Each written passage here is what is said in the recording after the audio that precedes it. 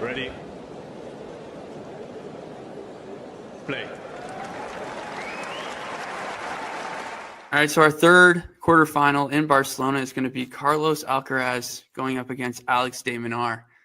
You're looking at de Minaur, how consistent he's been as of late. It's just been so hard to hit through, and he's so clinical.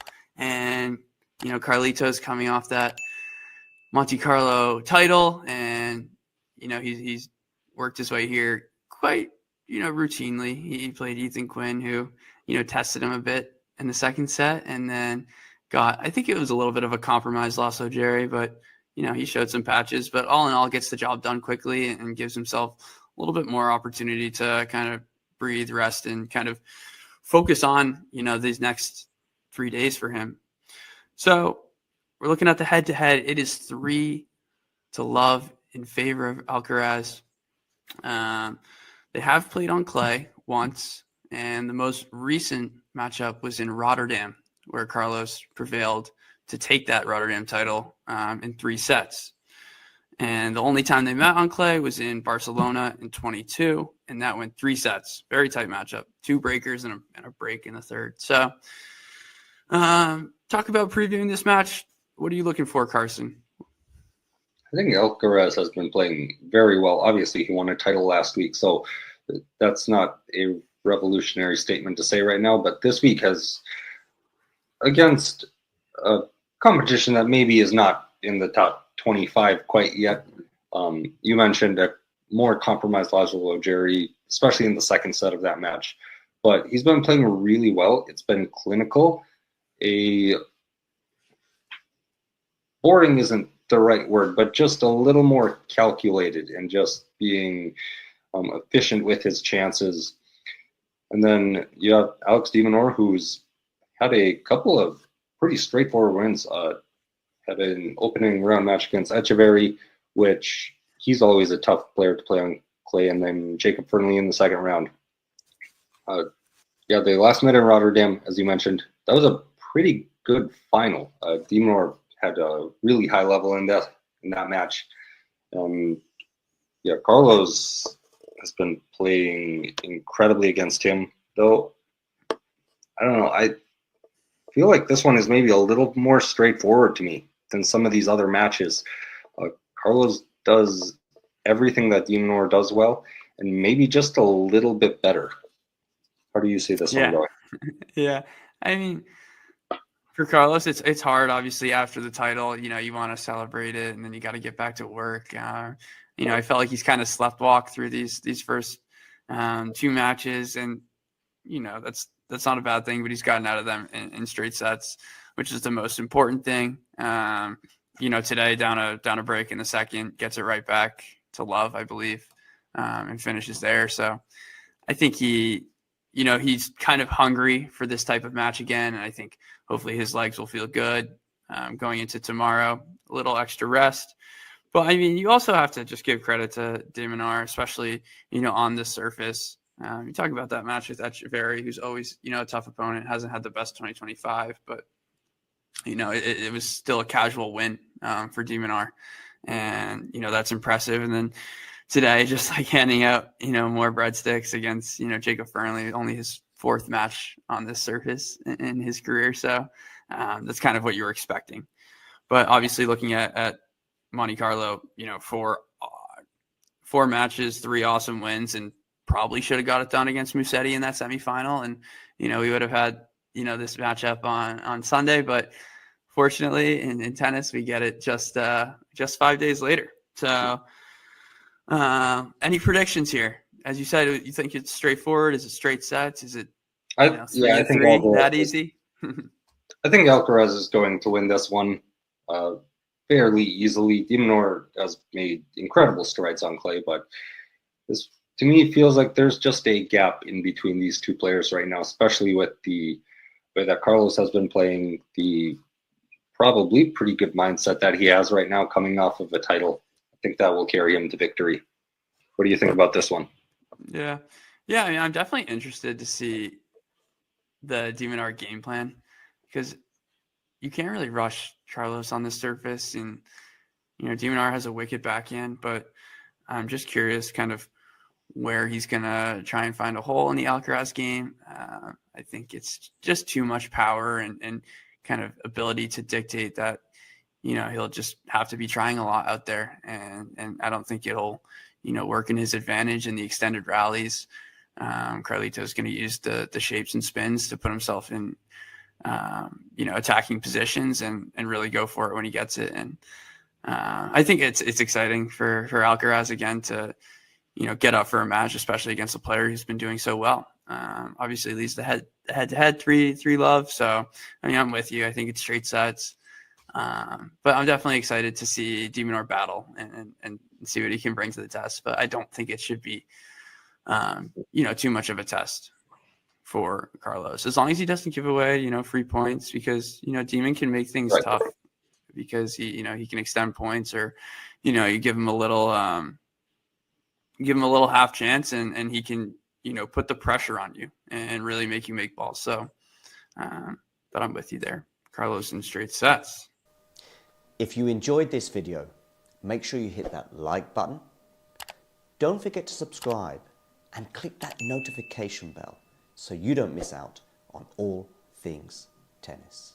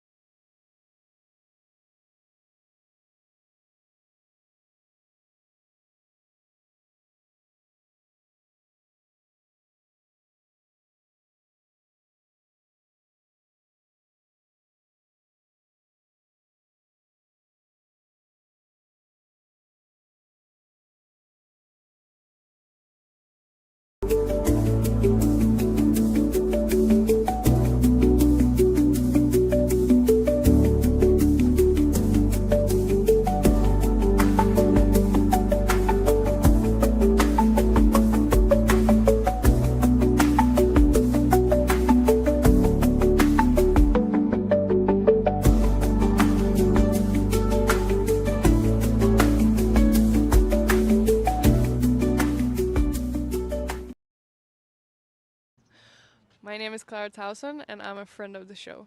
Boom. I am Francisca George, and I'm a friend of the show. Perfect. Hi, my name is Susan Leemans, and I'm a friend of the show. Boom. Yeah. My name is Zainab Sammaz, and I'm a friend of the show. Boom. Hey guys, my name is Sasha Vickery, and I'm a friend of the show. Boom. Hi, my name is Lloyd Harris, and I'm a friend of the show. Perfect. Hi, my name is Jan Faria, and I'm a friend of the show. Boom. Yes. Take one. Well done. Hi, my name is Jasmine Paulini, and I'm a friend of the show. Wow, Jasmine, you got it in one time. Ready? Play.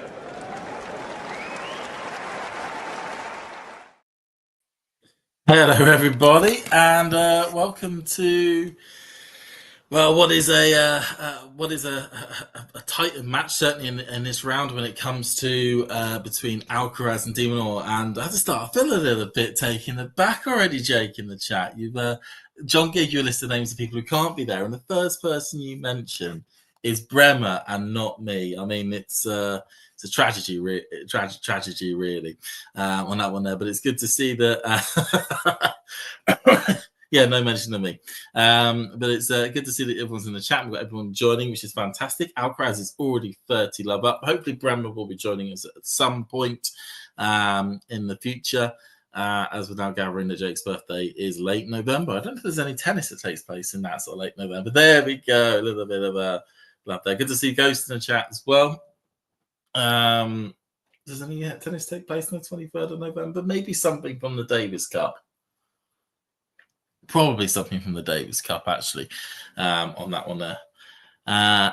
And John shares a birthday with Martina Navratilova and Lee Harvey Oswald. That's some pretty good birthdays to share with there. Yeah, can't really think of myself anyone who I share a birthday with. All I know is that the former supreme leader of the DPRK died on my birthday, which was Kim Jong-il. If anyone ever wants a really weird stat, was that he died on the same day it was my birthday. And I don't know why I remember that, but I certainly do remember it. I've probably said something really silly there, haven't I? This is a wild start to the stream. What did I just agree to? Lee Hart. Oh, no, that's not a great birth. I just searched up who Lee Harvey Oswald is there, and that is not a great burst. Oh, shoot. Veteran who assassinated John F. Kennedy. Okay, forget about that. Oh, dear. Alcaraz is 1-0 in the lead. Let's go there. Alcaraz is 1-0 in the lead on that bit there. And that's what we're here for. We're here for the tennis, not for me agreeing to people I've vaguely never heard of and then realizing that they actually done a pretty bad thing. Whereas we aren't talking tennis, don't try and do bad things. We try and do good things and entertain you all as best we can. You've just heard, certainly you who have sort of tuned in for a bit just beforehand, the predictions from both Bremer and Carlsen, then basically going down the lines. And I'm sorry to say, tell us to the afterlife. So just seeing a brilliant bit of play at the moment between the both players. Cross court by Alcaraz just goes slightly long. So we're kind of on the lines, and I'm sorry to say if you're an Alex fan or an Aussie fan in the chat, that we're probably looking at Carlos being the main victor here, or the person who's most likely going to win. But Minaur has been, living up to the name the Clay Dog, which is he's been living up to the name the Clay Dog and getting a lot of wins.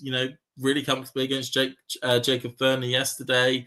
Was able to come through Echeverry, who is a clay courter, very much a main clay courter, Echeverry, in straight sets.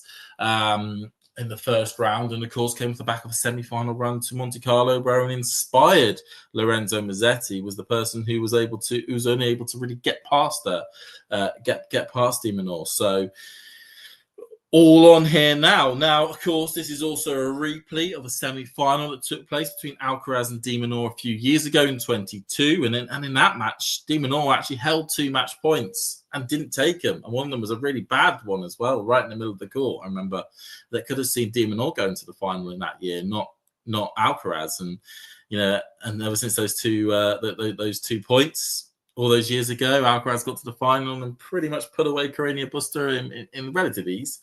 And it all worked out well for Alcaraz since then. Ghost bringing up Holger, an incredibly impressive performance earlier today. Able to come through, somewhat out of sorts is the word I would tend to use. Casper Ruud, 6-4, 6-2.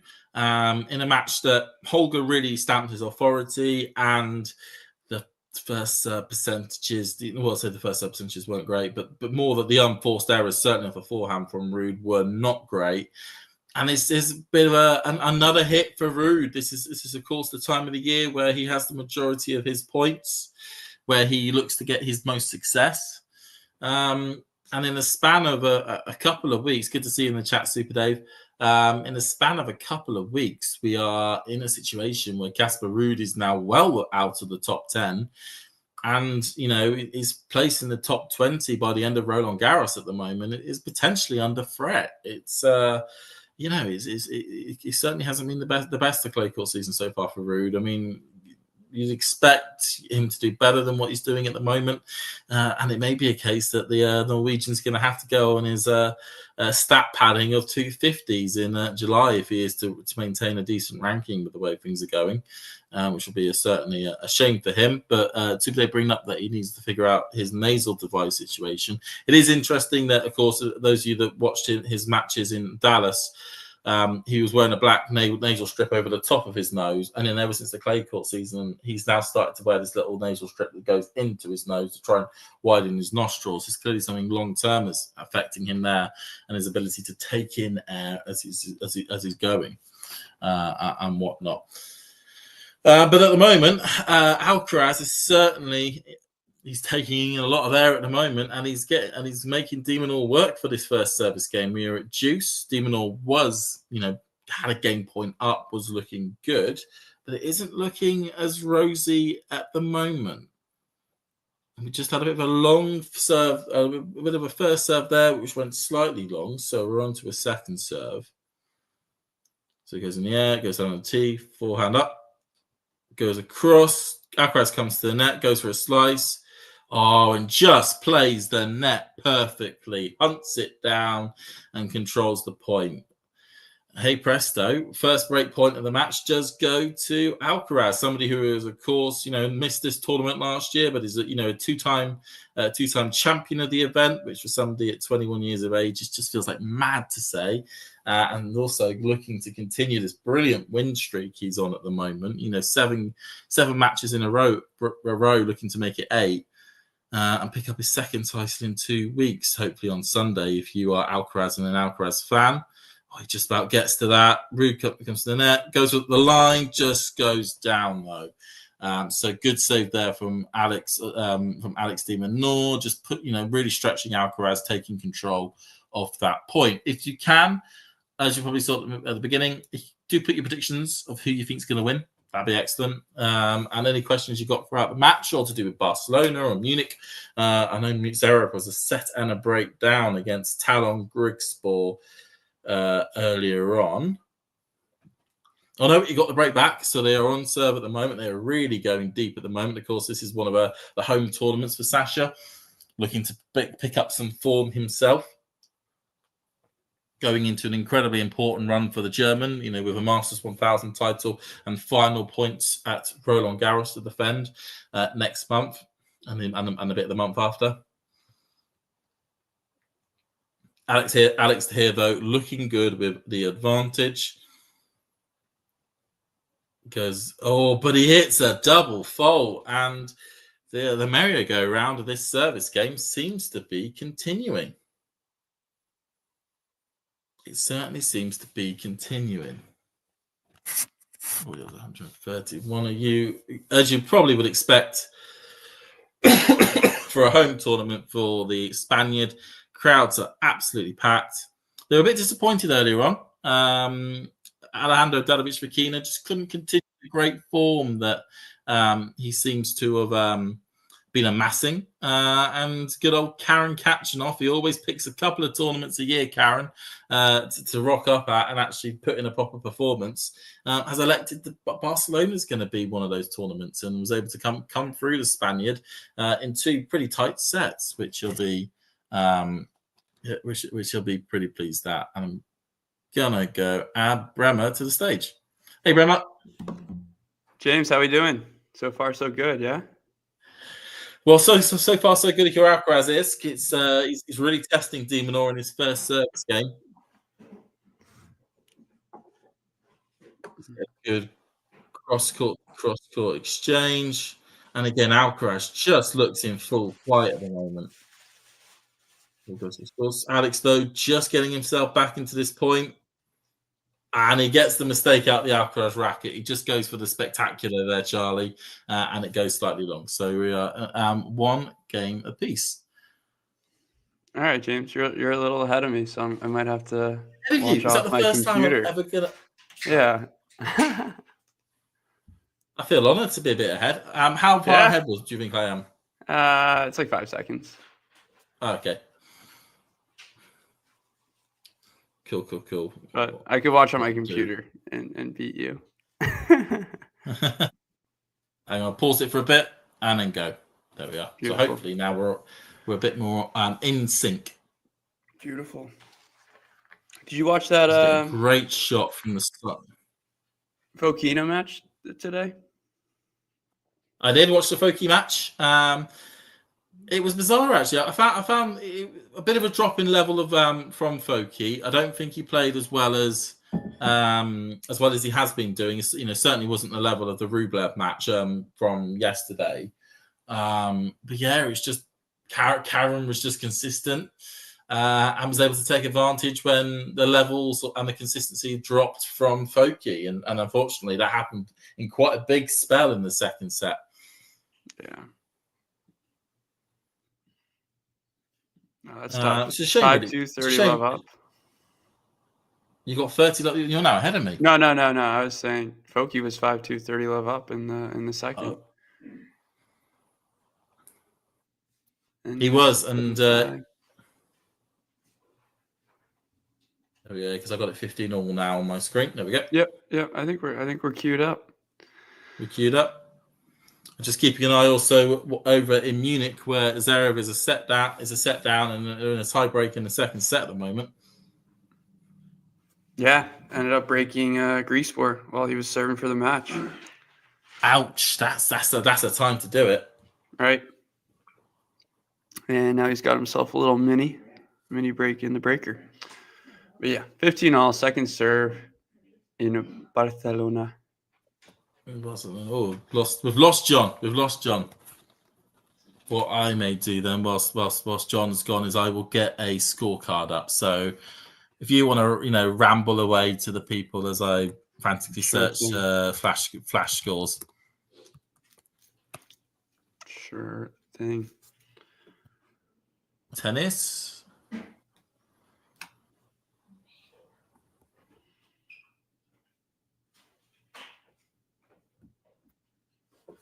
Yeah. All right. Little small opening here for de Minaur, which is typical in games where you don't take your break point. That next service game is always a bit difficult. So 15-30, second serve for Alcaraz. We go like that, and then present, share screen. I feel like a right tech wizard being able to do all this. And a beautiful volley from de Minaur to give himself 2 break points. Not enough on the pass from Alcaraz, and he expressed that.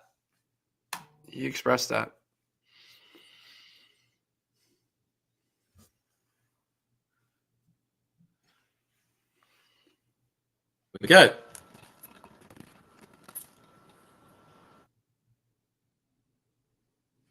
All right, it's going to be another second serve here.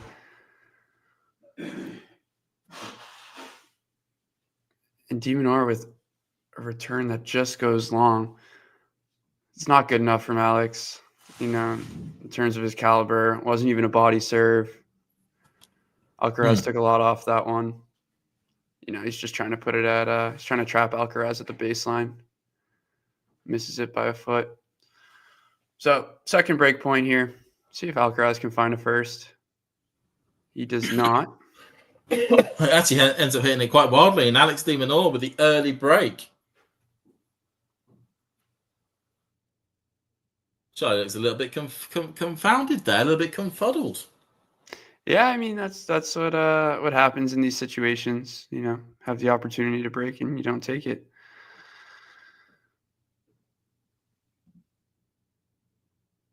I think I'm feeling all right today, Jake. It's good that you asked that. How are you feeling? Oh, yeah, Are you feeling okay?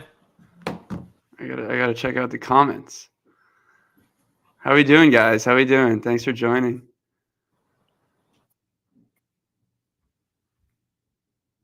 Everyone is a fan tabby dozy. It feels like Sean's saying, well, based on YouTube comments, he celebrates too much and is a little bit cocky, but who knows?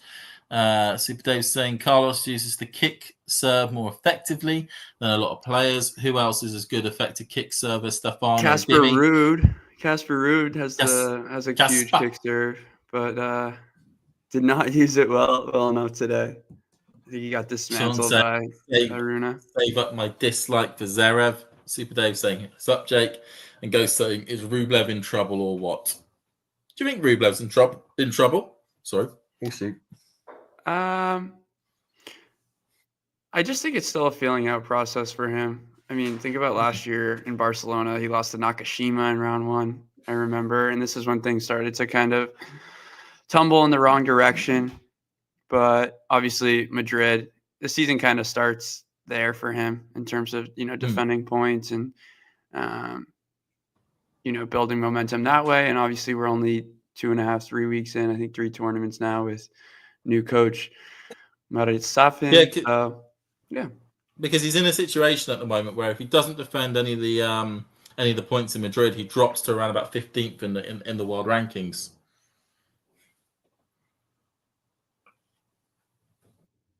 One of those weird situations I find with Rublev, where I think every single season people kind of predict him out of the top 10, and yet every single year he finds a way of staying in the top 10. But you do wonder, just because of all the talent that now exists on the tour, more now at the higher level than I think we've had in years.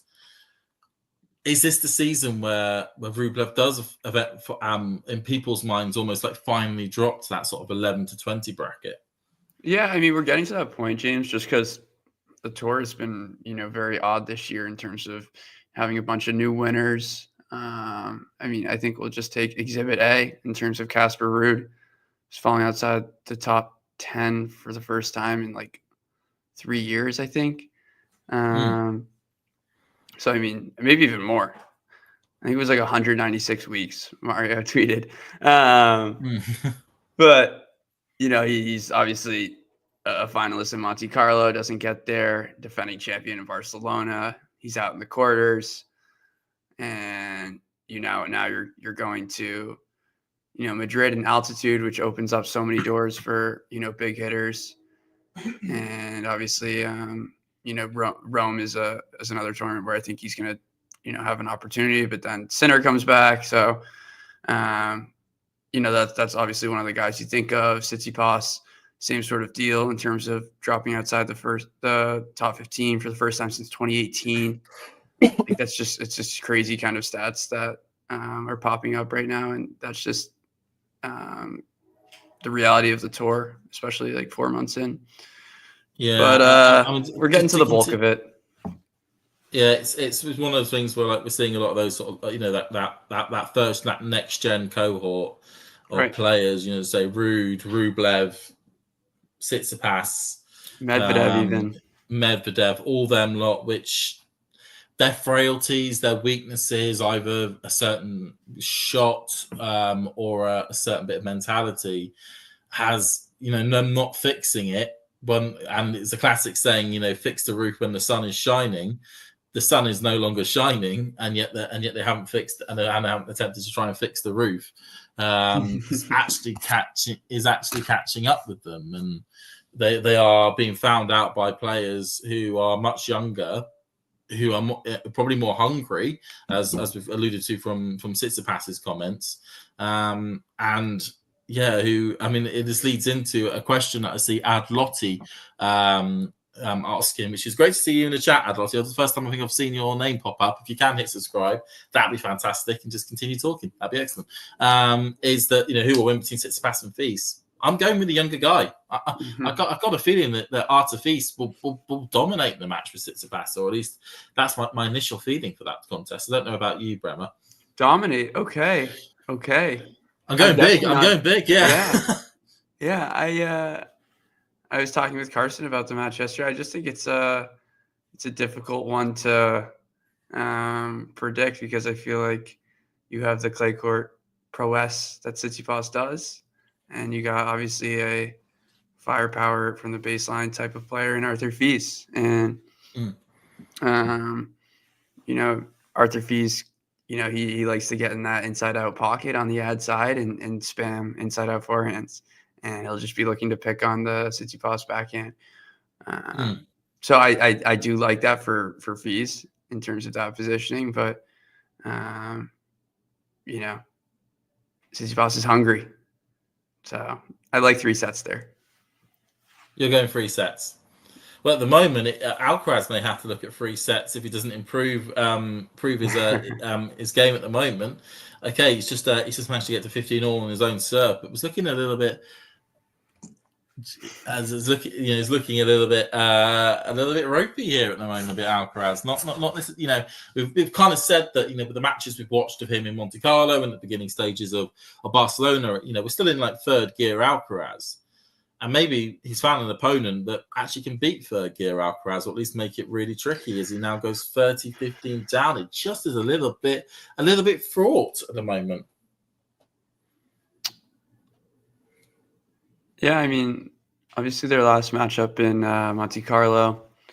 No, not Monte Carlo. Sorry, Rotterdam, indoors Rotterdam final. De Minaur was able to push Carlos to 3 sets and make him work for it. But they slowed down Rotterdam a lot this year, so that obviously helped.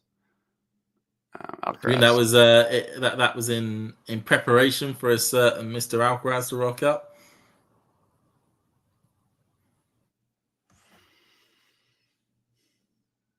But yeah, Demon's always tough. Just making you make so many balls, and Carlos obviously likes to have a lot of fun out there and use the drop shot. But you have one of the more athletic players on tour who will chase down just about everything. So it either has to be picture perfect or consistency off the charts. I'm gonna continue to watch how de Minaur responds on that forehand wing, because so far so good. He's going for it, but as the match progresses, we'll see how that holds up.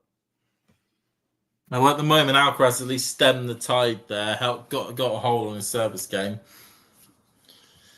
Yeah. He'll be looking though to try and make more of an impact. You feel as though he has the power in his game to take it to Alex, but he's going to have to start doing that and start reducing the unforced errors, because he's not getting any free points off the de Minaur service game.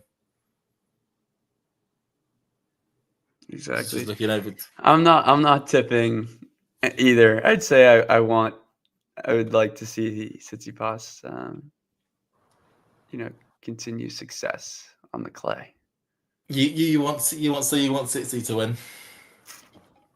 Win-win. I love Fils as well, so hoping for a good match. And their first 2, they've played twice. Both have been on indoor hard. 4 sets total. 3 of them gone to tie breaks. So, it gives you an idea. Yeah, because I remember the match. What was it, Antwerp? That was a couple of years back, where Feast really did just overpower Tsitsipas. It was quite an eye-opening match almost, as a contest.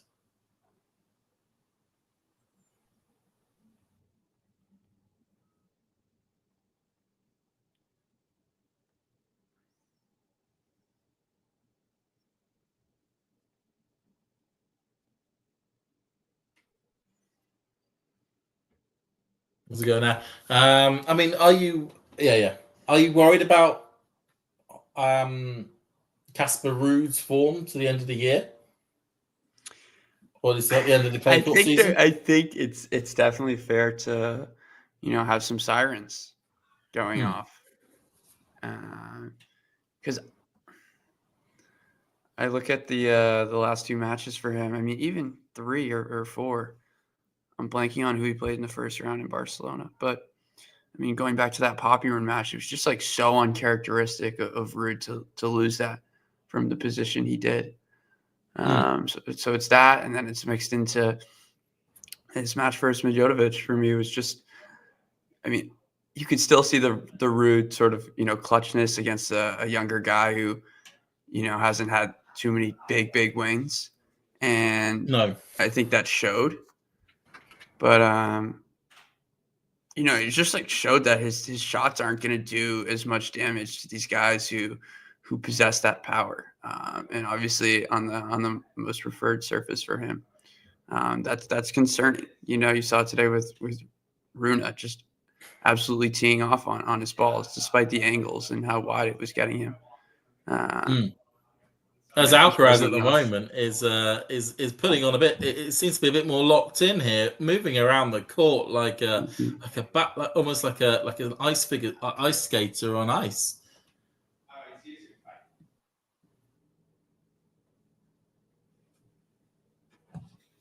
But yeah, as you say, there are those alarm bells. He does have Madrid and Rome, where he doesn't have really any points to defend.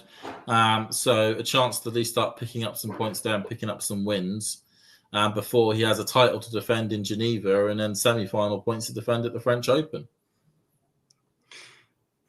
Right. An ice skater, and I know, Ghost. I was trying my best to find an acronym on the fly, and that's the best I got. Okay. Well, Shelton today was talking about how he was kind of like a deer in headlights on the surface a few years ago. So, he's doing really well. A win against Darderi is a good win on a clay court. Darderi come off the back of winning Marrakesh a couple of weeks ago. Yeah.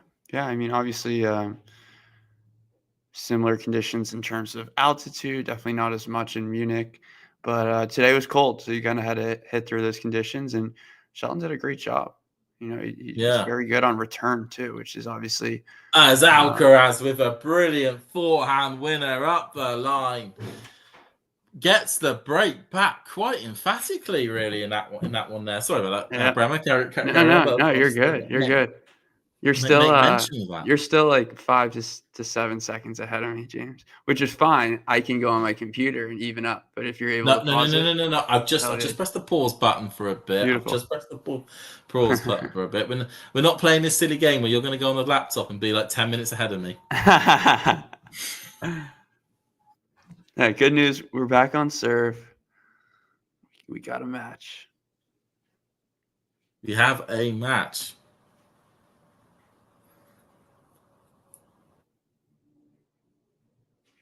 And Zverev has taken the second set in Munich.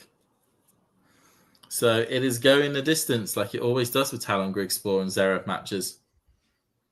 Just a wayward forehand a bit there from Alcaraz.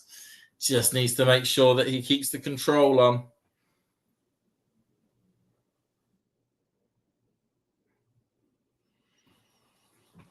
But it is one of those sort of joys in tennis, at least a modern joy of Alcaraz in full flight on a clay court.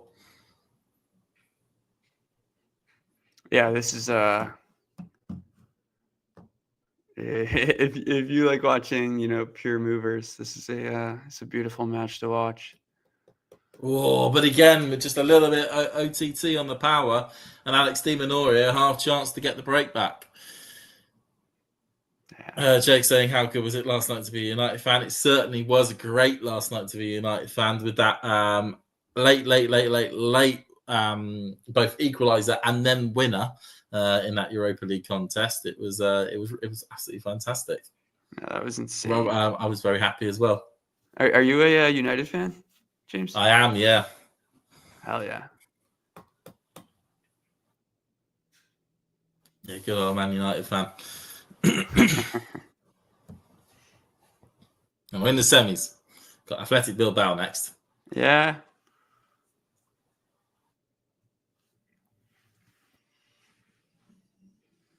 Fortunately, Alcaraz's team, it didn't go too well for him on Tuesday night with the loss to Arsenal for Real Madrid. Oh, just hits the ball long, and it's 2 break points. De Minaur from the sublime to the downright bizarre. It feels like from Alcaraz from time to time. Yeah. Sean, I didn't know they played football on Thursdays. Every day there's football. It's like tennis. Oh, Just every day. There was some form of it happening somewhere. Oh no! I looked at the score. The flash score is almost like it's live. So they knew before us. Oh yeah, I've got it covered with. I've got a video game case just covering my screen at the moment, so I can't actually see what you're looking like at the moment. That is a crazy point for De Minaur to win. I'm gonna have to figure out. Yeah, if it annoyed Alcaraz, he got the break back. Felt as though he could have taken control, and now it's gone away.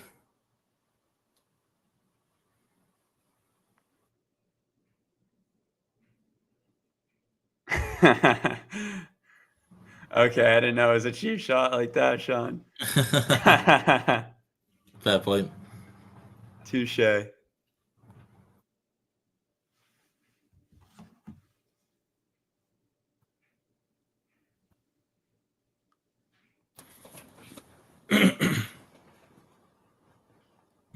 Yeah, so I fell asleep on the laptop in the bed.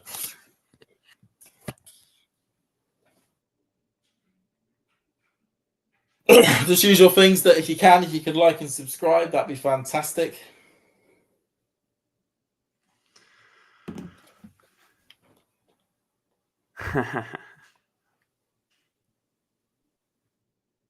I'm just a subscriber. Probably a Liverpool fan. No worries.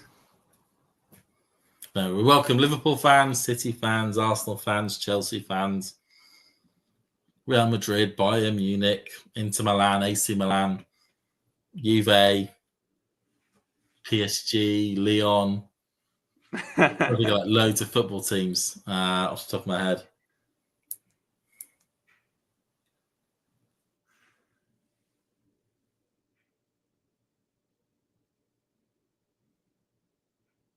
All right. So how is Alcaraz going to respond here? Goes down a break again. Yesterday, he went down a break in the second for Jiri, got it right back, and broke the following game. So this first point may help us know. Is he going to have the control? He's looking like he's got a good amount of control. Oh no, he doesn't. Oh no, he doesn't.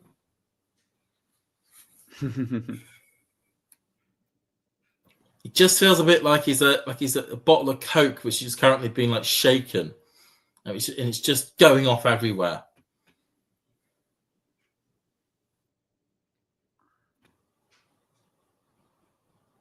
Yeah, so far so good for De Minaur off that wing. I mean, still such a crazy point to break on. That was insane. As De Minaur then hits a double fault. I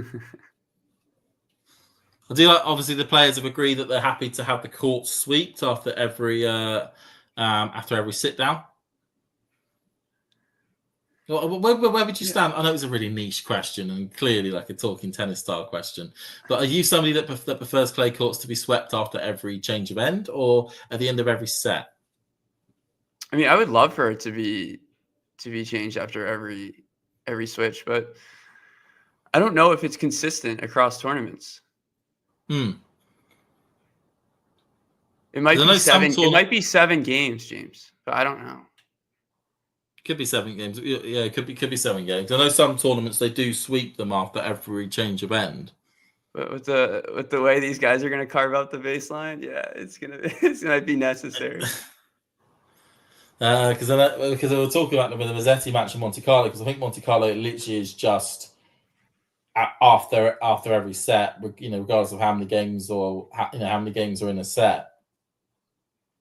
And you could tell that Mazzetti loved it when the baseline was getting absolutely destroyed and bad bounces were happening all over the shot.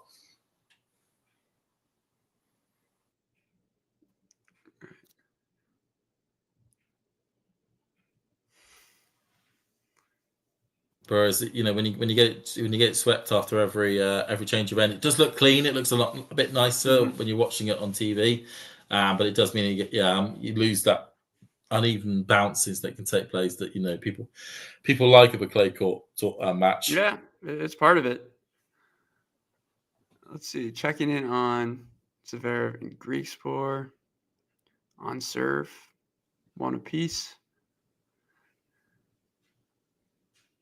I think I said as a tweet. I think a couple of days ago. It's a big week for Zverev. It feels like if he goes out like at the quarters or the semis, then people will think that the problems are continuing. But if he could win the title, it could just be a brilliant reset for him in his season. Like we say, especially given the big tournaments that are coming up, and potentially probably the tournament where he's got the best chance of winning a Grand Slam on, which is the French Open. This content is great. Thank you to our producer. All right, here we are. Extended rally here. Game point for de Minaur. They should wheel out players to sweep the courts. Yeah, you want even bounces. You go get those even bounces yourself. Or celebs. Yeah, that's what we want to see. Tom Holland and some soap star from the 80s that nobody's ever heard of coming out sweeping the courts. Hey, but we got deuce. All right, yeah, the flash score is so high. I need to find a way to block that.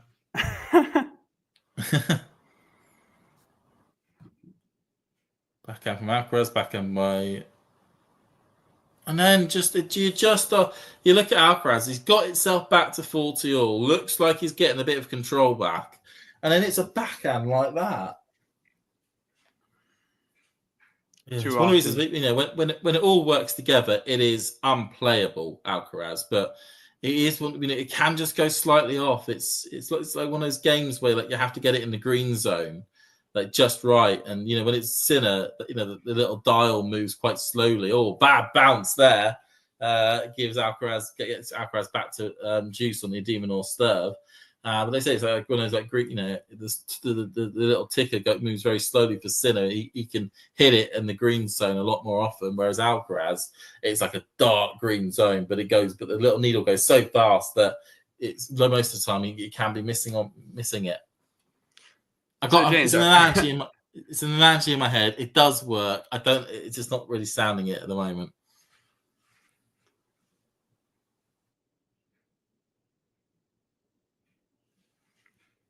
I was gonna ask you, James. So, are you a fan of those bounces? And that wasn't even it's obviously very, very clean over there, but that's just part of the dirt, And there's a double fault. Break point for Alcaraz.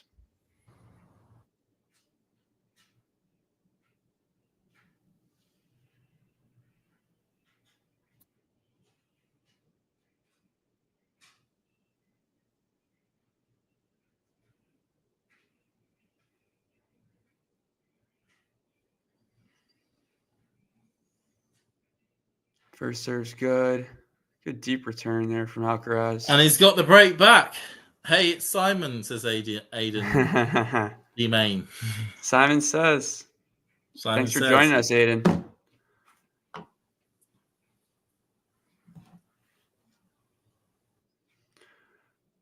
Back on serve yet again.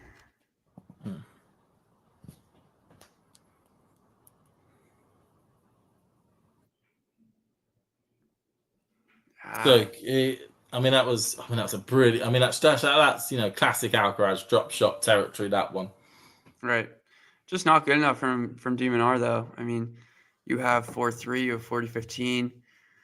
Alcaraz is kind of erratic at the moment. You have to take advantage of the situation, and obviously we're not listening with sound, but I bet the place is going crazy. And you get a huge momentum swing, and now you got to reset.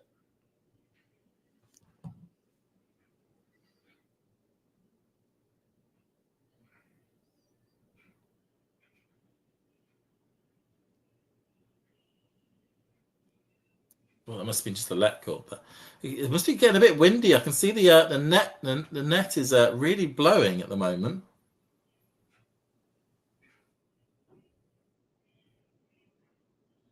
Thumps down the forehand. Thumps down another forehand. Oh, that was tight from Charlie over the net there, but just about gets away with it. He was not going to risk that ball bouncing.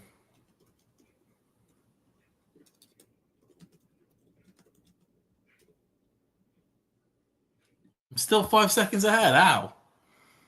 1, 2, 3, 4, 5. Well, some of these streams just go back to some of these streams just go back to live feed. So sometimes they don't work even if you hit the pause. But what do you use over there in the UK, James, for streaming? So there's two options I could do. I could either do the official broadcaster, which is Sky Sports, Sky Sports, and they have a Sky Sports Tennis channel and an app now. Well, that's a brilliant cross-court forehand by the Demon on that point there. But I also do pay, because I prefer no ads, because Sky Sports has ads. A tennis TV subscription. And certainly for like the 250s and the 500s. For the 1000s, I don't mind going over and using the Sky Sports one, because they actually have presenters and commentators, and it feels like a bit of a better product, a more premium product than just a world feed. But certainly the 250 and 500 tournaments, my natural instinct is to go to Tennis TV. I don't know about you. Do you? I guess is it Tennis Channel you've got, or yeah, Tennis Channel Plus. I mean, obviously Tennis Channel is good too, but yeah, there's commercials. For TC Plus, you get no commercials, and they zoom in on the guys during the sit downs and whatnot. You see the crowd, you hear the music, and usually actually the sit downs are when you get the best bit of content. It's when players start using it. Exactly. Like yesterday, I retweeted it, but Humbert, he was jamming out, and they had a camera on him the whole time, so it was fun.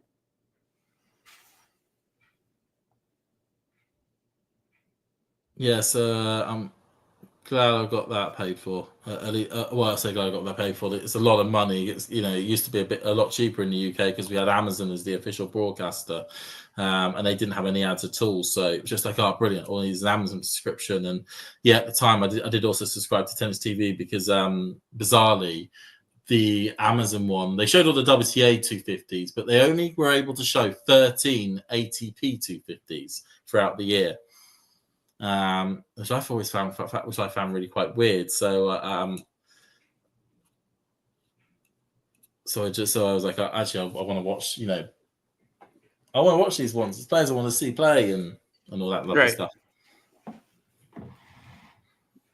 But I always like the Tennis Chat channel, the little video clips that they always put out on YouTube afterwards, like the interviews with players or their reaction to sort of things. They're always very good ones. Plug in my charger. All right, so good hold from Alcaraz. I think this is his first lead since it was 1-love. So got an opportunity to clamp up a bit, put the pressure on, maybe play a little bit deeper behind the baseline, force de Minaur to go for a bit more in a tighter situation. Really on that one, it's really putting the pressure on Demon now is key for Alcaraz. You could sniff, the last 2 service games on the Demons serve, he's been broken. Can Alcaraz make it a hat trick? Checking in on the Sasha Zverev match versus Talon Griekspoor. Right now we got it's on serve. Zverev serving at 1-2, just saved 4 break points. It is deuce. Yikes. From love 40 down, he saves 3. Griekspoor got another ad, he saved it.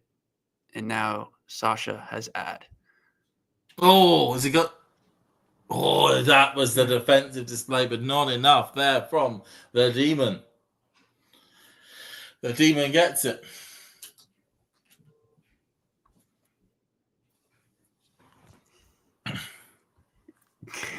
Ghost, you're a big fan of Vavasori. I want to hear more on that. But to be honest, I actually do enjoy. I mean, I don't watch much doubles, and I'm honest about that. But I did have fun during like ATP finals week, watching those guys go at it. Watching Bolelli and Vavasori is always good stuff. Oh, Alcaraz had plenty of court to go for. It's one of those things where, like, if there's no other tennis on, then I would watch some of the dubs, or if there was a favorite player of mine that's playing the doubles, then I would tune in. But yeah, right. Like it was cool going to, when I was at Monte Carlo last week, being able to go up to one of the smaller courts and watch Draper and Mahatch play Thompson and Korda. Korda, yep. There's some fun pairings out there. When I was in Miami, I was watching, obviously, Impeshi Pericard. Was it Pedro Martinez? I think it was. You just wanted to see that serve in action, didn't you? It was crazy, yeah. Unfortunately, I've still not been able to see Impeshi Pericard serve in action, but it is on a hit list. So I have to see that. So maybe on an indoor court as well. See that serve just thunder down. I mean, it was a cheat code last year in the indoor season. Yeah, Paris indoors. I forget the stat, but he held for like, I don't know, it was like 81 games or something in a row. Remember, what was it? He won a set against Kachanov by just winning 2 return points in the entire match. Insane. And a huge hold from de Minaur. I mean, big hold. Quite casual, nice little jumping inside out backhand there. Well done. Yeah, Super Daves. They did. I mean, Challenger Tour is trying to expand, and the ATP is getting involved with the Tennis Channel. So yeah, it has been cool to see some of those challengers popping up on TC Plus. Now that combo is really good from Alcaraz. I mean, wide serve on the deuce side. Demon has to run so far. Just like with Alcaraz, he tries to hit the picture perfect drop shot, and cost him there. Didn't need to be perfect.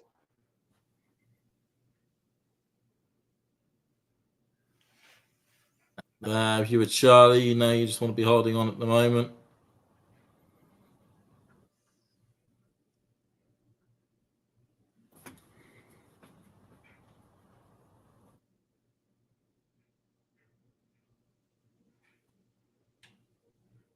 So 15 all.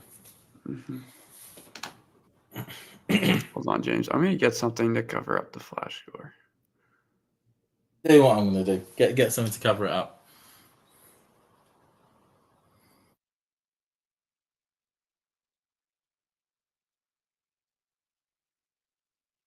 Court, forehand by Minaur, cross court by Alcaraz. Up the line, cross court by just shots all over the shot. It's all going. Was it last year when we saw Fritz/Rune playing doubles? I remember Fritz carrying the team. Yeah, that was it. It was a quarterfinal run, I believe, to the to the Monte Carlo. That one. They unfortunately pulled out before the quarterfinal match, which is a bit annoying. But yeah, I remember that little run they had. I think it was because Fritz got knocked out early from Monte Carlo, so it actually allowed him to sort of stick around for a little bit more. Whereas Rune had a run to the fourth round in that tournament, or quarters. I think it was a run to the quarters.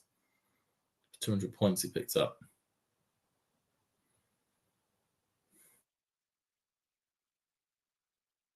Just lands in, just moving each other around excellently here, these two.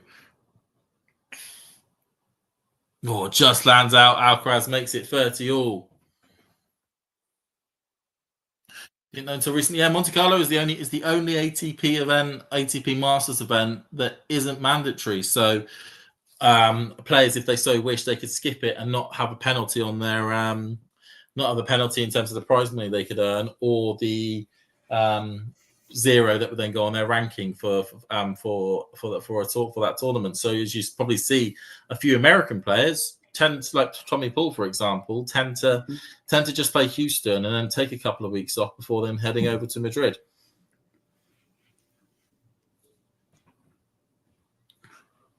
But because of course it's 1,000. Okay, sorry about that, Brad. I mean, go ahead. I'll fire away after you, James.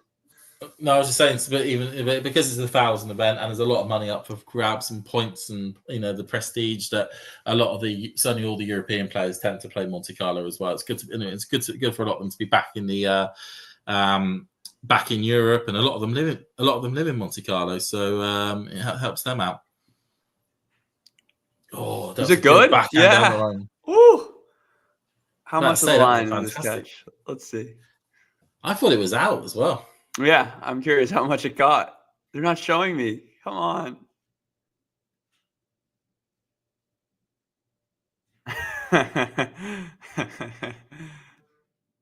So Charlie just decides to swing one out wide and get the thing into the which is... yeah. Our producer is laughing at a pre-recorded video of Carson and I as we were waiting on the opponent of Iga Świątek, which ended up, of course, being Ostapenko. But yeah, what I was going to mention, James, is talk about another guy who it's worked out quite well for him as of so far is Ben Shelton. Oh, what a backhand down the line! Oh, sorry about that. No, you're good. Oh, that is class. That is class. But Ben Shelton, he opts to not defend his Houston title, and goes to Monte Carlo. He put up a good fight against Fokina, who's obviously one of the most informed players on tour. Was able to grab a set and maybe even a break. But then, goes out early. Played UTS as well in the Cathedral or the Coliseum. In that Coliseum, that smaller Coliseum. Yeah. That was. I tell you what, I give people have other problems with the UTS thing, but they're at least choosing some pretty unique places to go play tennis. And that's so special. And fast forward to Saturday, April 19th, he's in a 500 final on European clay. The first American to do it. So. It's the mindset that I'm really liking. I'm not just going to, and no offense, because I know you're American, but it's not just a classic American mindset of, I'll play Houston, I'll then take a few weeks off and basically sod the clay season, because realistically, all I care about is the grass season after that. It's Ben going, do you know what? I want to get good at this stuff. If I'm going to, he's seeing that Alcaraz is winning loads of stuff on clay. Sinner's looking good on clay. Runer's looking good. Draper's getting better. All these other players are doing really well on all the surfaces. And he knows that if he wants to be one of those top players, what made the big four, the 3/4 so great was their ability to dominate on all three surfaces throughout the year. He knows he needs to get good on his surface, and he's prepared to put the time in, get to Europe early, and get those reps in. And the rewards are starting to be shown. Semi-final of a 500 event on the surface on proper clay. I mean, this is, really good showing from Ben, and I'm really pleased that he's taken this sort of viewpoint.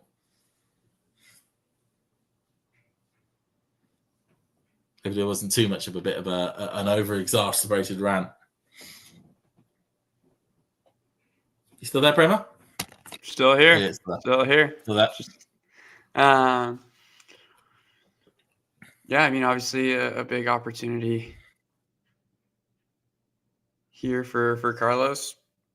You know, can he put the pressure on? Got the scoreboard pressure. Wasn't happy with that. Oh, yeah, that was a double fault there. Goes Right. in classic American mindset. We don't have clay, bro, and that's the way the clay season works. You basically have to live in Europe for 2.5 months. Well, we don't have clay in the UK, and I know we don't tend to do that well on the surface. But we have clay, but it's very very hard to find a clay court in the UK. But at least it's a funny surface clay.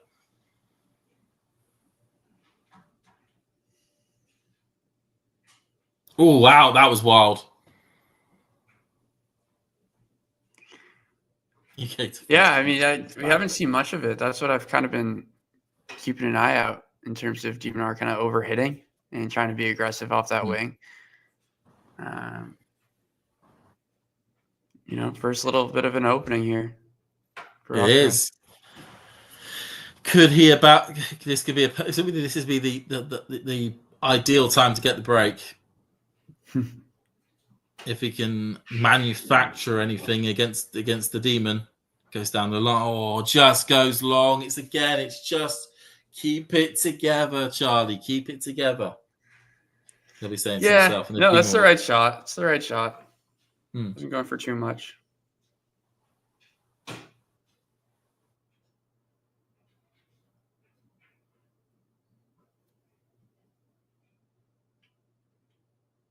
Backhand by Alcaraz, forehand by Demon, backhand by Alcaraz. Again, just goes long.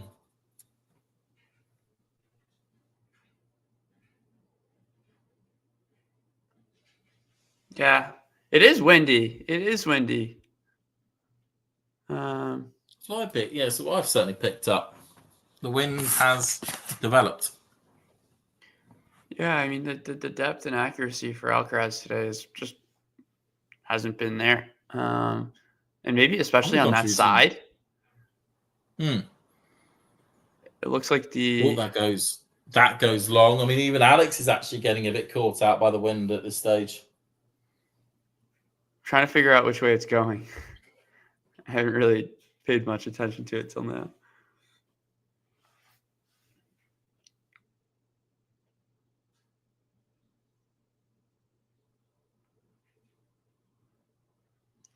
Yeah, but here we go.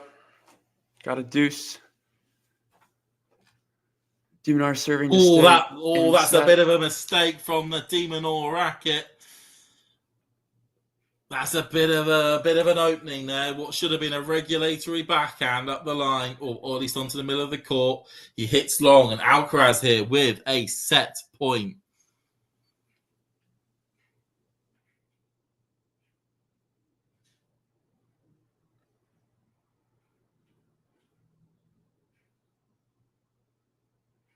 Goes with the backhand, goes cross court. Backhand exchanges. Both players are looking to be sensible here. Apart from Charlie, who just bangs it onto the top of the net.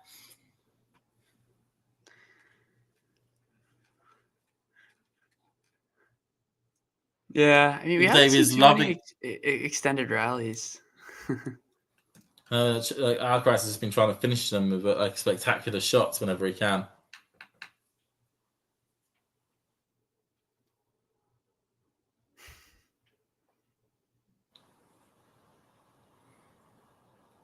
The cross court, just stretching Demon, goes cross court again onto the, probably needs to be as tight as it was, but it onto the line. Alcaraz with the advantage. That's out a huge vamos.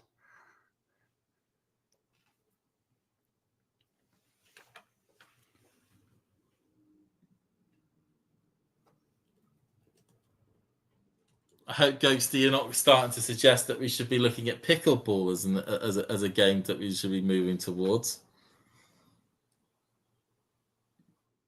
The dark side. It's the dark side. You guys play pickleball over there, James? Probably not the time for the question. We'll talk after this. That's okay. Does it out? No, that's in. I'll answer it just in a bit. Goes for the slice. Goes cross court, and it's out. It is out. So that means that the first set does go to Alcaraz, 7-5. 7-5. Just to answer your question, we don't really have pickleball here. I think for the European version tends to be paddle. Is the one that so a lot of the clubs or a few of the bigger clubs in around my area, they may have a paddle court, court or two set up for people to play, but we don't really have pickleball. It's not something that's really transferred over to Europe, really. Yeah, no, padel, they're trying to get it over here in the States as well. So we'll see how it. Yep. Yeah, it is all about trying to find at least a form of the game which is, accessible and fun. I mean, with football, you can have smaller. You can make the pitch smaller, which makes that easier. Or with basketball, you can have that 3-on-3 game that tends to be a bit more accessible. Exactly. Well, James, unfortunately, I do have to hop off screen, but no worries. Always a great time. Talking with you. It was a great first set, very entertaining, and thanks to everyone. Thanks to everyone in the comments for keeping tabs and asking questions. So I'll see you next time. Hope everyone has a great day. Just quickly, Who are you going for? Who are you going for as the winner? I like Alcaraz to win it all. You're going Alcaraz, cool. Yes, sir. What about you? I'll go Alcaraz. I think he'll take the second set, but I think he'll do it in a bit more of a comfortable fashion than the first. Agreed. I mean, de Minaur, he just missed by like this much, 3 or 4 this balls. Much, and now it's he's up against it. Shame for Demon. He had a chance to potentially go to 6 in the world if he won his match, I think, today. Wow. Would that be his career high? It would. Oh no, he would have to scratch that. He's still his career high is number 6 in the world at the moment. He's 7 at this stage. But actually, I just had a look. He would have probably had to have got to the final to have got to a new career high. Yeah. All right. Well, have a good one, James. Enjoy the rest of the match. Thanks, cool. Guys. See you later on. Cheers. Okay, so you just had me, lovely people, as we progress along to the end of this match. See how Charlie can do it. I can probably get myself a little bit closer to the actual score.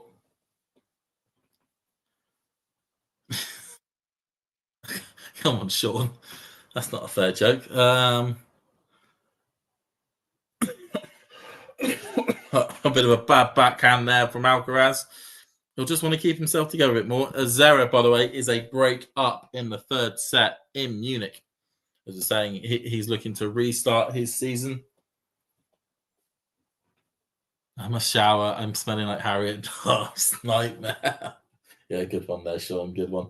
Sean's so ghost on that one there. Does anyone else put anything down? I know a lot of you are really chatty today, which is fantastic. Not to make you sound like the students. I'm saying, yeah, you're doing really good work today, everyone. But I'm really happy that you're all talking.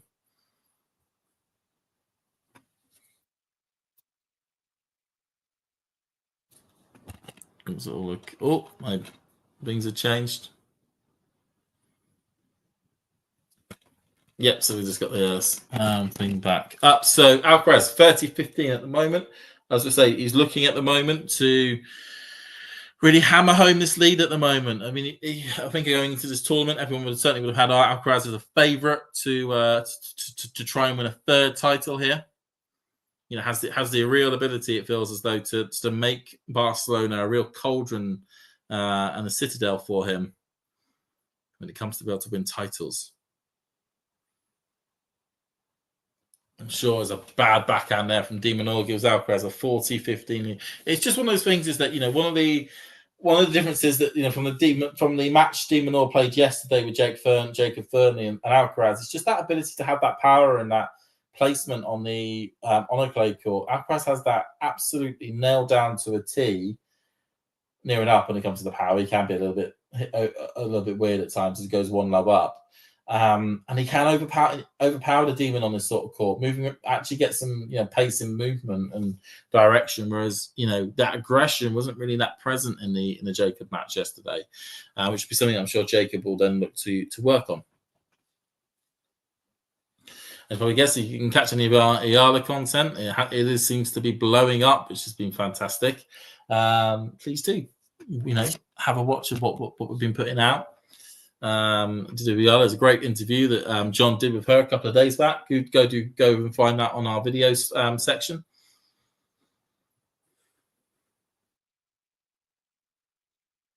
So Demon here is serving from behind, and he'll want to keep a good length. Alcaraz just looking. It's just PlayStation tennis. It is literally just PlayStation tennis at this stage. Moving Demon on the stretch as Demon comes to approach the net, one side, and then flicking it over to the other.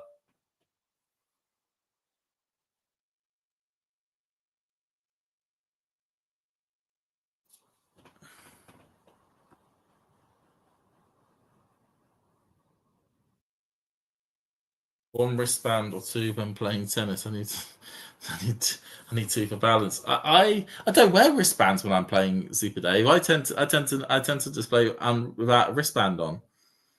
I feel like maybe I should, one of those sweatbands. But I don't play with. I don't know if John plays with any of them. I know Foki likes to have like a big one just on his arm, just there. But I don't play with any. Can I move the screenshot down by just a millimeter? Is that better? Perfect. Right. I can see the Demon's doing his best to be as aggressive as possible.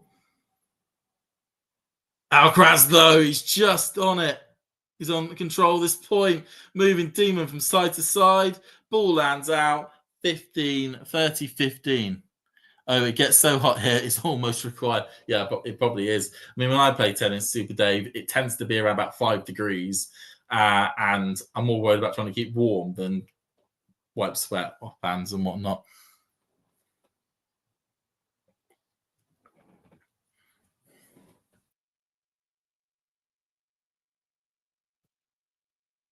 Demon goes outside the court, goes down the tee. Up, just a little bit too wild there from Alcaraz in an attempt to go cross court.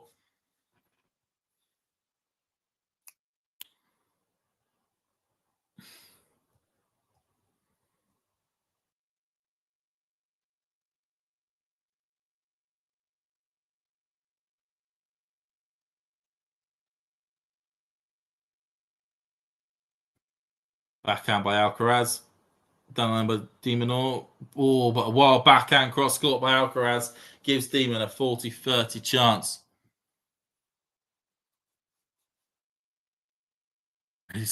He does look a bit looser now, Super Dave. I think winning that first set just freed him up a bit here.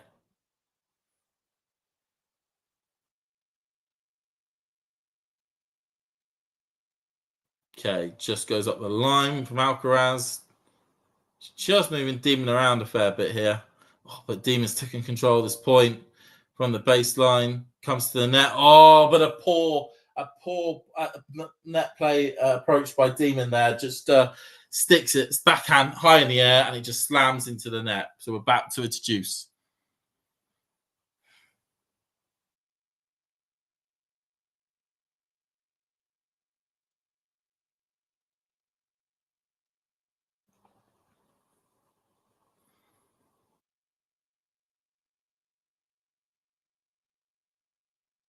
Okay, goes cross court. Forehand goes cross court. Down the tee by Demon.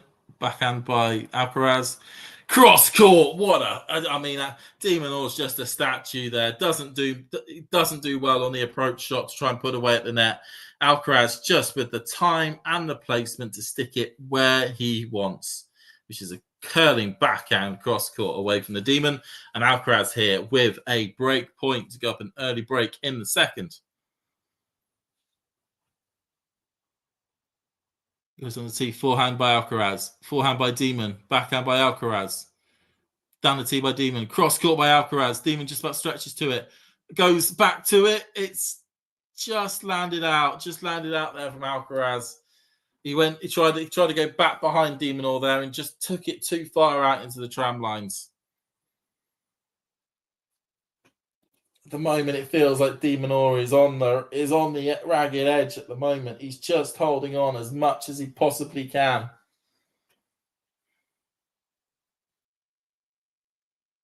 Backhand by Alcaraz just lands out.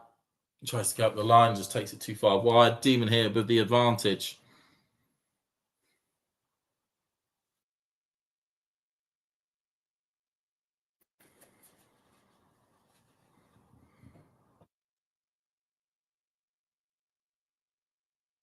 Ball just badly bounces off the net there. Hold this a little bit closer so I can see. Goes cross court, backhand by Demon. Up the line, does that stay in? It doesn't, it just goes out. It just goes out on that one there. So, one game apiece. Alex de Minaur did not, it was looking as though it was about to get broken, but he holds on. He holds on in the second.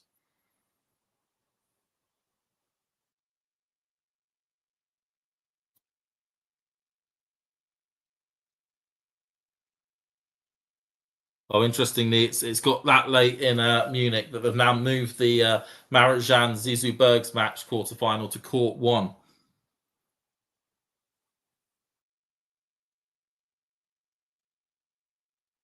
Just forehand long there from Alcaraz.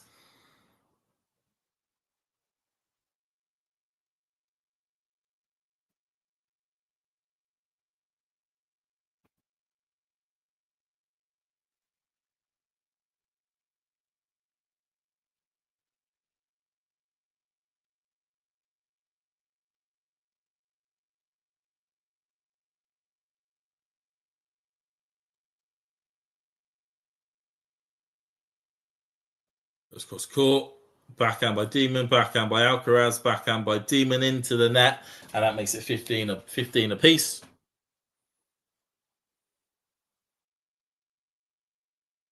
Does make it 15 apiece.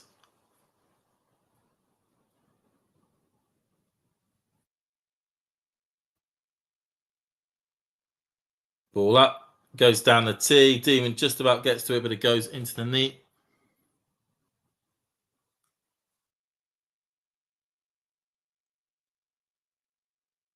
I have to get back to you on that one, John, unfortunately for that. I'll have to get back to you on that one.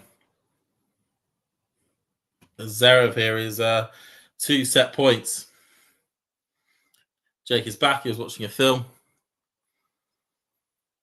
Forehand goes wild there from de Minaur. That makes it 40-15. So it's looking like a comfortable service game here for Alcaraz to go 2-1 in the lead. Zverev match points or set points? Match points on the Grigspor serve at the moment. He will still come out to serve for it, Zverev, if he doesn't do it here, but he's looking to get the job done on the Grigspor service game.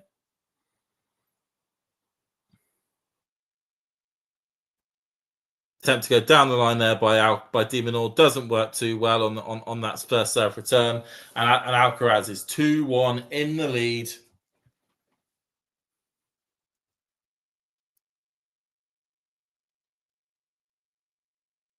And Grigspor has saved those 2 match points as it currently stands. He's got it to deuce.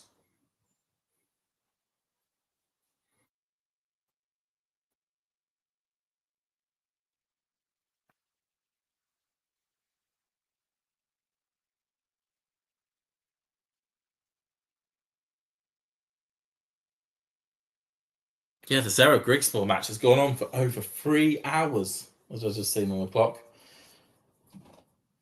Matches between those two are always going long.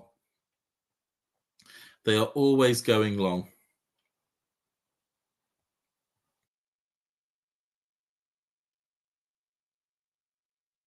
ATP's AXT Super Dave saying, "Oh well, just noticed that Karen is quietly getting through the draw. He's good on all surfaces. No grass. I think he's okay on grass. He's one of these players. It seems that he can get. I mean, he's not had a great season so far, but there's usually like 3 or 4 tournaments throughout the year where Karen just comes alive and starts winning all the matches in the thing. I mean, it's helped for him that he hasn't faced a seeded player up until the semi-finals. You know, he beat Nori in the first round, beat Minaur, who literally just came to the back of beating Tiafoe in the second, and in the quarters, you know, Dadovic Fokina did beat the seeded player Rublev the round before, and then that's the one that Talon came up against. So, you know, also that's the one, sorry, that Karen came up against. But you know, Karen will be very happy. Semi-final here, 200 points in the bag, just locking in his top 30 ranking as he usually does. He'll be happy with this so far. I mean, he's a former French Open semi-finalist, so you know he'll be looking to have a deep, potentially try and, you know, you would favour probably Holger tomorrow, but you'd favour Holger tomorrow to win, but you wouldn't be on the realm of possibility for Karen Khachanov to get that win.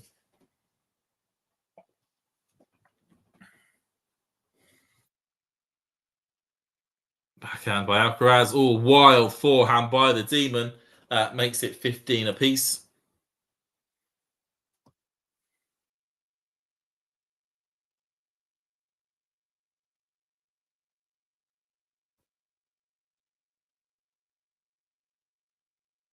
Alcaraz is like practicing his backhands at the moment.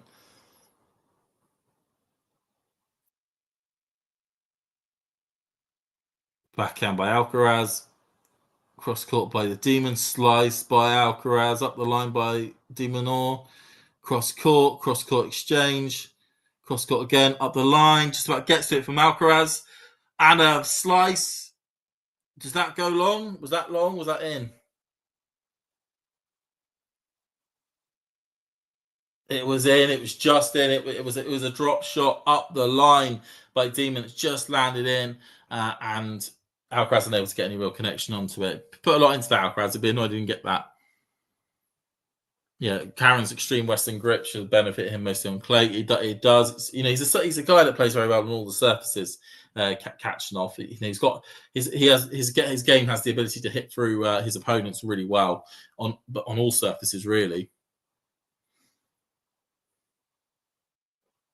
As de Minaur hits a double fault, probably still recovering from the previous service.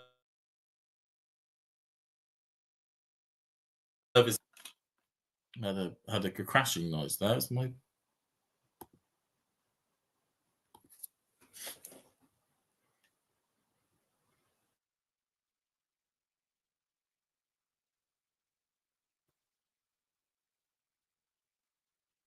There we go. My headphones decided to disconnect for whatever reason. Backhand by Alcaraz. Forehand cross court by Demon. Stretched there by Alcaraz. Just about gets to it, but can't get to the other one. He's being pushed from pillar to post at the moment, Alcaraz. He's doing his damnedest to get that to get this break. He wants this break sorted in this set. He's looking over to the side saying, "Did you see what I did there? I nearly got to it." Interesting as well that we got Juan Carlos Ferrero, who's currently in the box. Happy to join Carlos this week. Certainly, you'd expect on the Spanish end of the clay swing that would be the case. And a good smash there from the Demon makes it 2 games apiece. So, although Alcaraz has, you feel it would carry that momentum from the first set into the second, Demon's just about staying it off, hoping that there'll be a drop from the Alcaraz racket.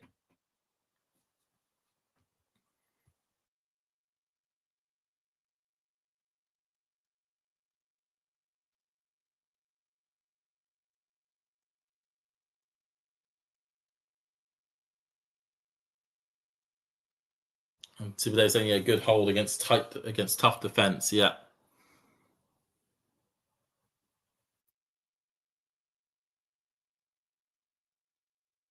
I like that de Minaur gives all of these tough matchups. He could easily give up halfway through. He certainly could. He's sticking around, which is fantastic against most mortal players. After such a tight set against Alcaraz, could probably feel deflated and just roll over and get their bellies tickled by Alcaraz in the second. Not Demon. He's sticking in it. He's sticking at it.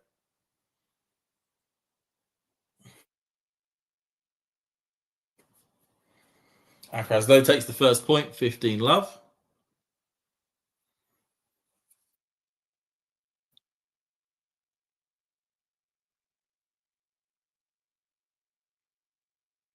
Forehand into the net there by Demon. That makes it 30-love. Grigspor was able to hold in his service game against Zverev.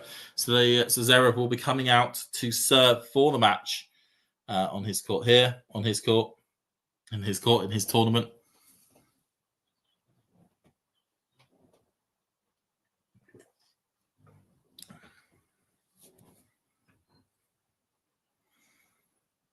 Double fault there for Alcaraz. Just gets Minaur onto the board.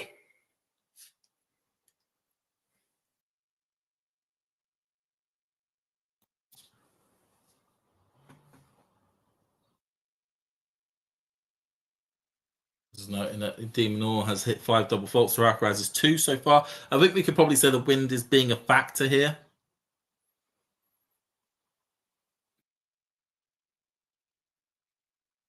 Court just goes slightly out there from a bad forehand from Minaur, 40-15.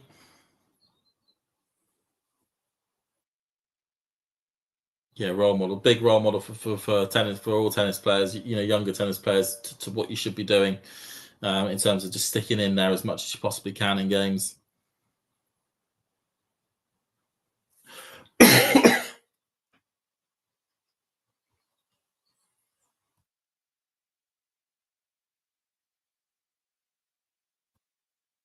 Attempt to go down the tee, just hit claps off the net, second serve.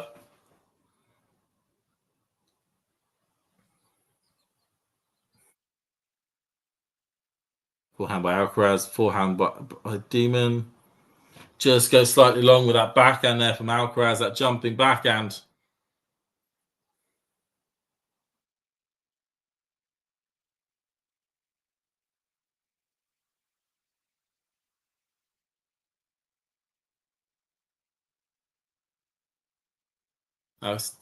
Ghost saying Alcaraz service games are much quicker. They certainly are this set. He's getting through them with a bit more ease here and a bit more control. As a forehand goes long from Minaur, and that's Alcaraz 3-2 in the lead. So Ghost, you feel as though this feels inevitable, potentially could feel inevitable. At the moment, the momentum on the Alcaraz side of things is still there. 3 good holds. Will certainly won't be looking to get the break as soon as possible on the Minaur serve. They exchange breaks quite regularly in the first set, so it's been a bit of a juxtaposition or a change to position for this set at the moment, to have so many service games go with the server.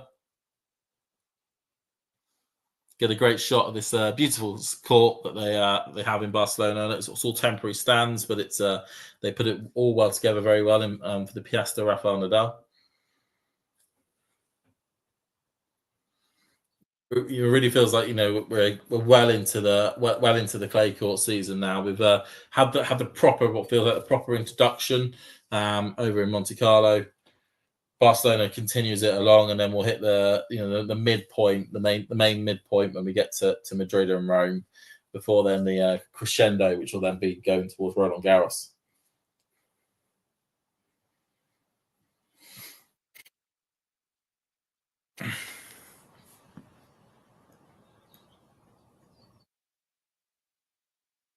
Saying there's no disrespect to Demon, but there are levels to this thing. Yeah, I mean, maybe Demon or on a grass court against Alcaraz could be a bit more competitive, or on a hard court. But this is Alcaraz's surface.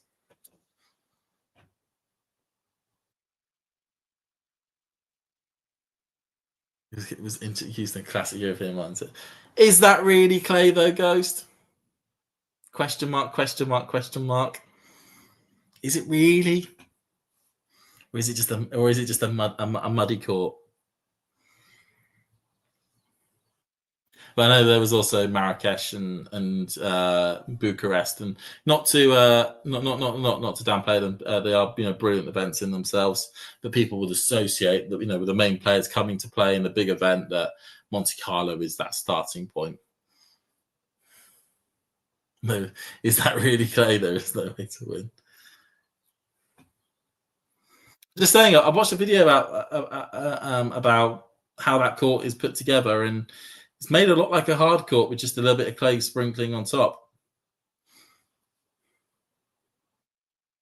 Both players are 6 foot tall, but Alcaraz is 10 pounds heavier, and you can tell that in the weight of shot that he's able to put onto the thing. I mean, no offense also to the Houston tournament. I think it's brilliant in terms of the number of fans that were able to get to that tournament, and is they always have some good matches there, certainly with top Americans that like to go deep in that tournament. And it was really good to see Jenson Brooksby win his first, bizarrely actually, his first ever main tour title. It's not a real clay court event until Grigor Dimitrov shows up in a race car. No, probably not really. No, it's not real clay. It's like green clay here in the US. Chocolate clay isn't the real stuff. Even Super Dave kind of agrees with me.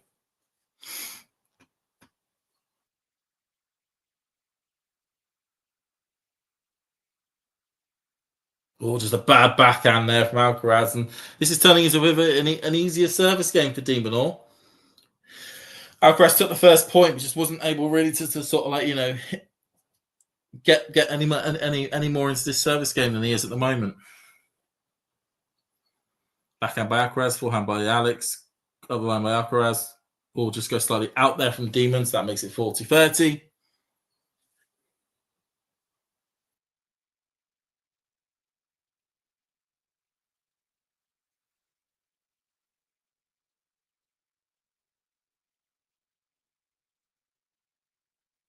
Jake saying you just have to look at the winners of the Houston event to know it's not the usual clay.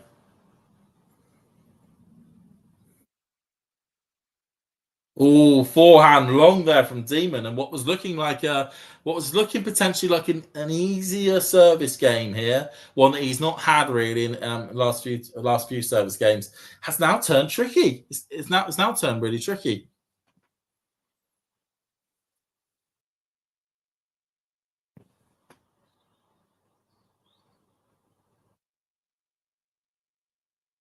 Stick.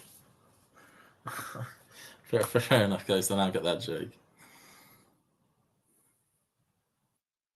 Oh, backhand by Alcaraz. That's a wicked cut to it. Up the line, backhand from Alcaraz. He sniffs an opportunity here.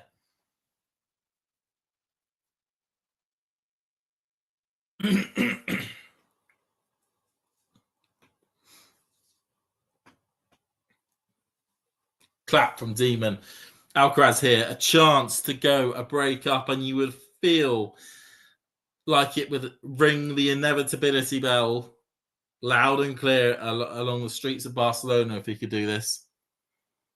Forehand by Alcaraz, forehand by de Minaur. Up the line by Alcaraz, but into the net. It was sitting for him. It was unbalanced. He was unbalanced, Alcaraz. But it doesn't go through, and we're back to deuce.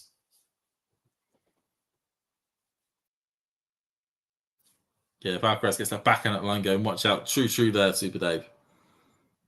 Cross got attempt by out. de Minaur just goes slightly wide.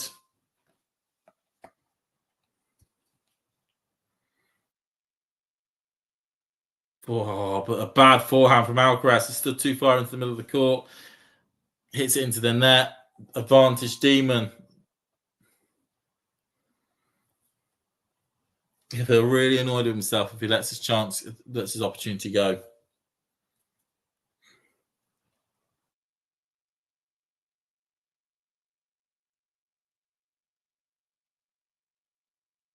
Backhand by Alcaraz, or it was just long anyway on the first serve. Second serve here. Forehand up the line. Oh, I mean, that's just horrible if you're de Minaur to get that fired against you. Brilliant forehand winner up the line from Alcaraz. Takes it back to deuce.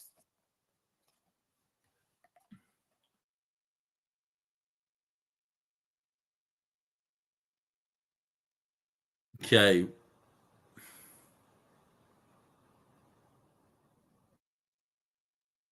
First serve just goes awry. Dave agrees with me on that return. Just and it's a double fault from de Minaur. Another one. He's been plagued by them this match. And it gives Alcaraz a second break point here. Second break point for Alcaraz.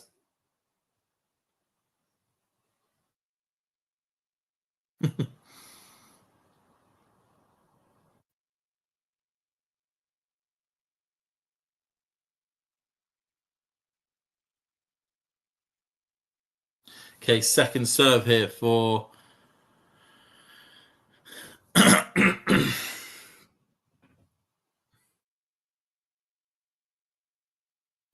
second serve here for Alcaraz to have a look at. Demon looking a bit shaky. Backhand, and the backhand lands perfectly. And Alcaraz now has clear daylight between him and de Minaur. 4-2. 2 more service holds. And Alcaraz is booking a spot in the semi-finals of the Barcelona Open. Looking for his 3rd title of the season if he wins this thing here. Just be silly things. As you see, John is off to watch some more tennis in Arraias because he doesn't know when the next rain cloud's going to hit. And an update from Munich. Zverev did serve it out in the end and will be in tomorrow's semi-final. As Alcaraz gets the first point with Demon hitting the ball just long to the feet of Alcaraz. Marozsan is doing really well at the moment. He's 3-love up in the first set. Jake's off to play some Hogwarts Legacy. Go have fun, Jake, on Hogwarts Legacy. Goes up the line from Alcaraz. Bit of a weird forehand there from Demon. 30-love. Alcaraz is just putting the pedal to the metaphorical metal here.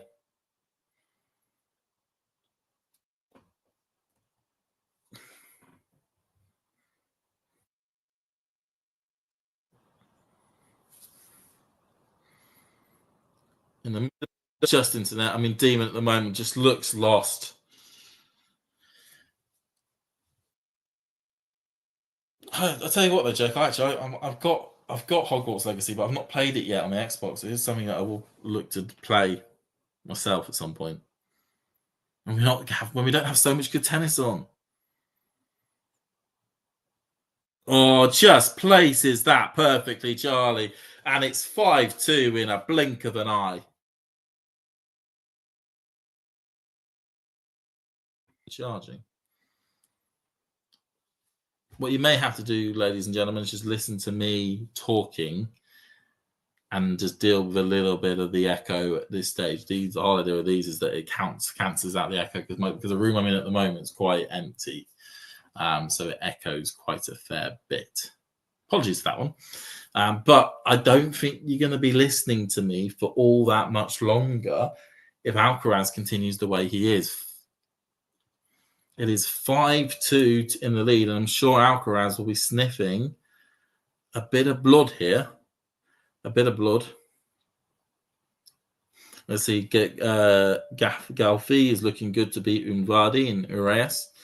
When John's watching, Walmart Wallet has beaten Stojanovic, and they've got all the matches going at the moment just to get them through that tournament as quickly as they can. They're doing so well given the rain delays in the race to get them to be at the situation on Friday where they only had to worry about quarterfinal matches, and then hopefully they can get at least through the quarterfinals today to be at so they've only got semis tomorrow.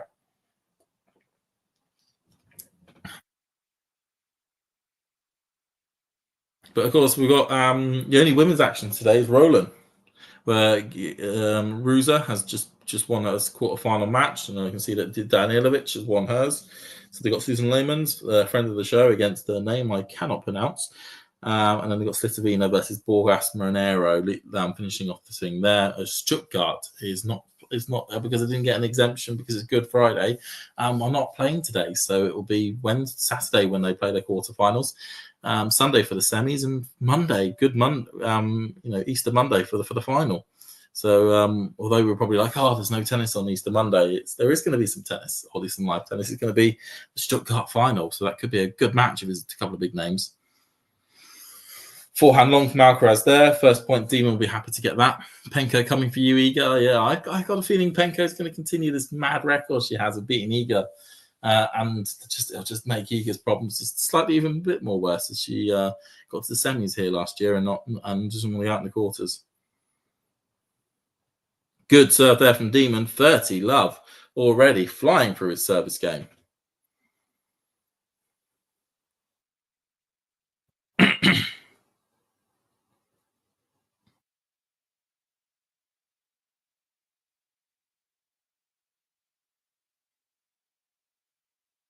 Just go slightly wide on that point there. How many people got watching? 150, over 150, which has been fantastic.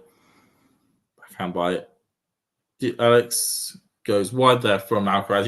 He just looks like he's ready to go to his service game now. Super Dave saying, I'm definitely interested in the feast match. Surely he will break down Stefano's backhand repeatedly, and Stefano will yell at his dad a lot. Yeah, I got a feeling that Feast is going to win. I think he's going to overpower Steph in the last match, and then set up a repeat of the quarterfinal from Monte Carlo, which would be brilliant to have an Alcaraz versus Feast match again. That was a really entertaining contest. Last week. So to get a repeat of that would be brilliant if we can. And no offense to Steph fans and to Steph himself, but we know what an Alcaraz versus Tsitsipas match looks like. It's not pretty, it's not really competitive, and it's an easy win for Alcaraz. And I just want a little bit of, potential yanks between the two. And unsureness of who's going to win. A bit of, both players being on a similar level.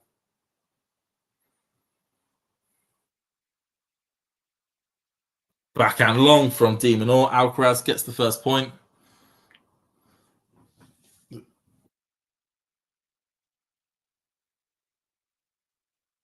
It seems to be that Apostolos, I don't know if it's because it's the European season, Ghost, and he's there as a family member, but he has been seen in Steph's box last week and this week.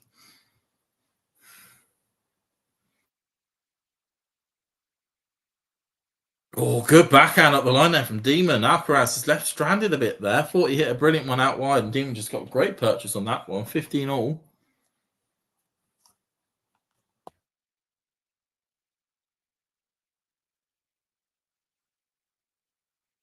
No, it's Ghost. It's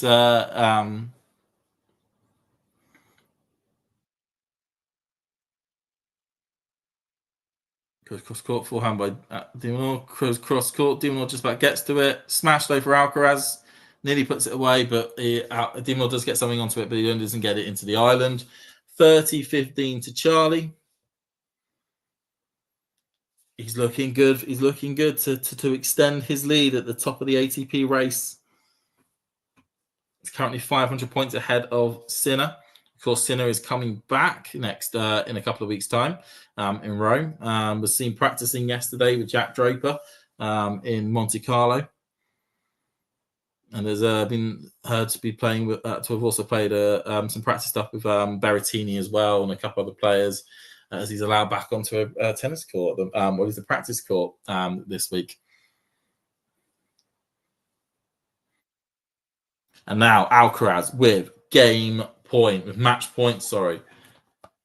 It was a shaky first set, a much more dominant second. The level is improving, and a domination on clay.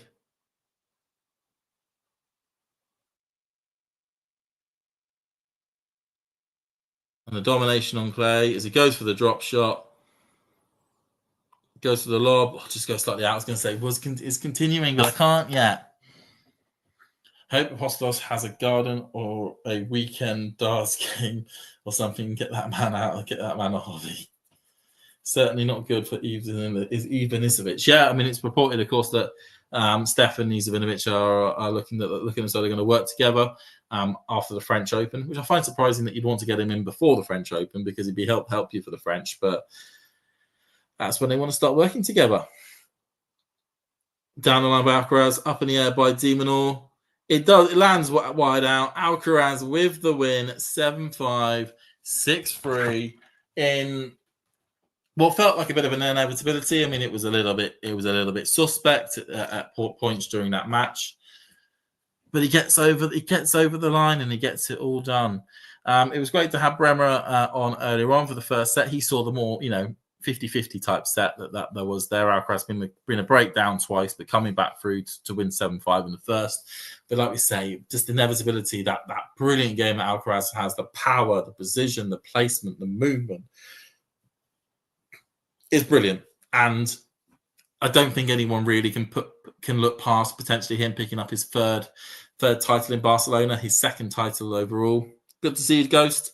Super Dave, Jake, Sean, I think other people that commented quite a lot during the stream, but thank you so much for doing so. You didn't comment, you just listened. That's fantastic as well.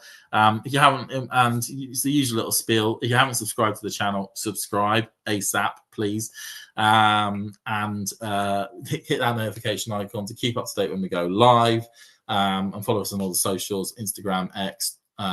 We don't have Facebook, but if we do have Facebook, do like us on Facebook. And I sound like an old guy there for saying that now. But yeah, do follow us on those bits. Do join us for more streams as we have like previews popping up and whatnot for all the stuff taking place this weekend as we roll into the real meat of the clay court season. As going to hit Madrid, Rome, and then over to Monte Carlo. We've already done Monte Carlo. Why would we go to Monte Carlo? Has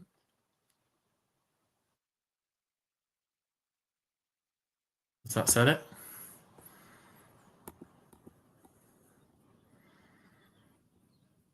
I'm trying to work this. Yep, set that as the outro thingy, and I'll see you later. If you enjoyed this video, make sure you hit that like button. Don't forget to subscribe and click that notification bell so you don't miss out on all things tennis.